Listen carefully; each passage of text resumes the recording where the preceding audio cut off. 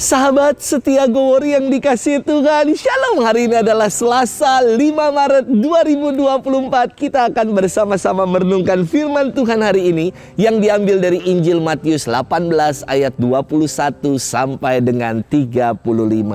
Mari kita siapkan hati kita.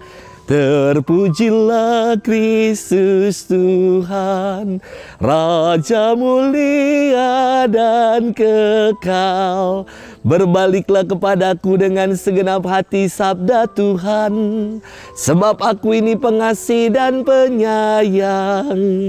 Terpujilah Kristus Tuhan, Raja mulia dan kekal. Tuhan bersamamu dan bersama rohmu. Inilah Injil suci menurut Matius. Dimuliakanlah Tuhan. Sekali peristiwa Petrus datang kepada Yesus dan berkata, "Tuhan, sampai berapa kalikah aku harus mengampuni saudaraku jika ia berbuat dosa terhadap aku? Sampai 7 kali?" Yesus berkata kepadanya, "Bukan.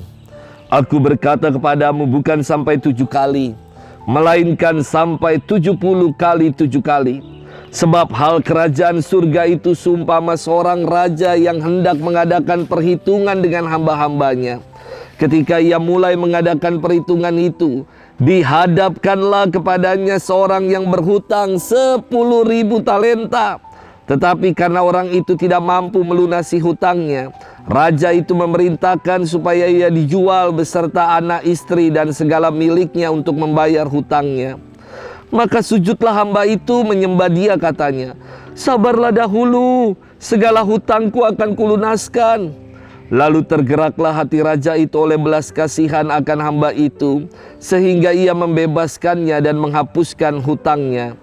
Tetapi ketika hamba itu keluar, ia bertemu dengan seorang hamba lain yang berhutang 100 dinar kepadanya. Ia menangkap dan mencekik kawannya itu, katanya, 'Bayar hutangmu.' Maka sujudlah kawannya itu dan memohon kepadanya, 'Sabarlah dahulu, hutangku itu akan kulunaskan.' Tetapi ia menolak dan menyerahkan kawannya itu ke dalam penjara sampai dilunaskan segala hutangnya itu. Melihat itu kawan-kawannya yang lain sangat sedih, lalu menyampaikan segala yang terjadi kepada tuan mereka. Maka raja itu menyuruh memanggil hamba pertama tadi dan berkata kepadanya, 'Hai hamba yang jahat, seluruh hutangmu telah kuhapuskan karena engkau memohonnya kepadaku. Bukankah engkau pun harus mengasihi kawanmu seperti aku telah mengasihi engkau?' Maka marahlah tuannya itu dan menyerahkan dia kepada algojo-algojo sampai ia melunaskan seluruh hutangnya. Demikianlah Bapakku yang di surga akan berbuat terhadap kamu apabila kamu masing-masing tidak mengampuni saudaramu dengan segenap hatimu." Demikianlah sabda Tuhan. Terpujilah Kristus. Sahabat setia Gowor yang dikasihi Tuhan, Shalom. Gara-gara dulu waktu kecil saya rebutan mainan, saya dan adik berantem, berkelahi. Lalu adik saya, dia teriak-teriak manggil, "Mama, mama nih koko nih, mama nakal." Dan ibu saya segera datang. Yang terjadi adalah dia ambil itu mainan dan mengatakan begini, "Kalau mau main, ayo damai dulu, baikan dulu.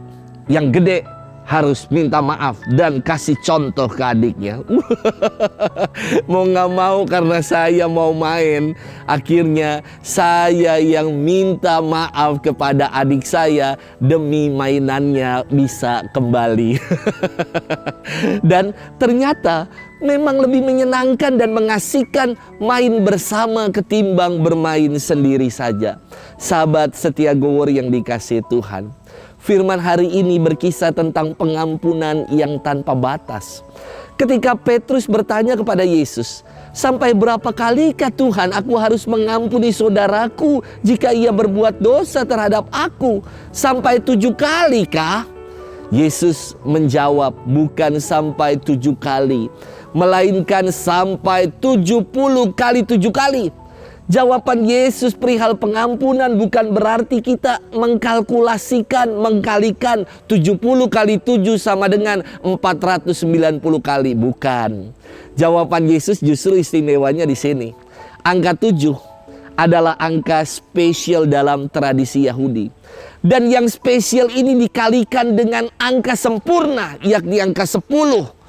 Maka Yesus menegaskan, kalau kita mau menjadi sempurna, hendaklah kita saling mengampuni seperti Bapa yang senantiasa mengampuni kita. Sebenarnya, apa yang ditanyakan Petrus sudah istimewa karena melampaui apa yang diajarkan Taurat, yakni membalas setimpal mereka yang bersalah. Namun ajaran Yesus melampaui yang manusiawi, melampaui apa yang disampaikan oleh Petrus hanya sekedar 7 kali. Pengampunan itu tanpa batas. Justru dengan mengampuni kita dibebaskan dari amarah, dari ganjalan perasaan dan beban luka-luka batin. Sahabat setia Gower yang dikasihi Tuhan, seringkali mengampuni menjadi perkara yang tidak mudah. Karena tidak mungkin kita mengampuni yang artinya melupakan mereka yang telah menyakiti kita, mereka yang telah melukai hati kita. Bagaimana mungkin kita bisa melupakan itu? Emang kita geger otak atau amnesia, bahkan demensia bisa melupakan hal-hal seperti itu? Mengampuni bukan untuk melupakan. Mengampuni adalah untuk berdamai. Dan sebagai pengikut Kristus kita diajak untuk mau berdamai. Berdamai dengan orang-orang, bahkan mereka yang menyakiti dan melukai kita sekalipun. Dan Yesus memberikan teladan itu kepada kita. Di atas kayu salib, ketika ia disalibkan, ia mendoakan para algojo yang menyalibkan dia. Dengan mengampuni, kita dibebaskan dari dendam dan memperoleh sukacita sejati. Maukah kita untuk membuka hati dan mengampuni sesama kita sebagaimana Allah yang selalu mengampuni kita? Selamat bermenung dan Tuhan memberkati kita selalu. Dalam nama Bapa dan Putra dan Roh Kudus. Amin.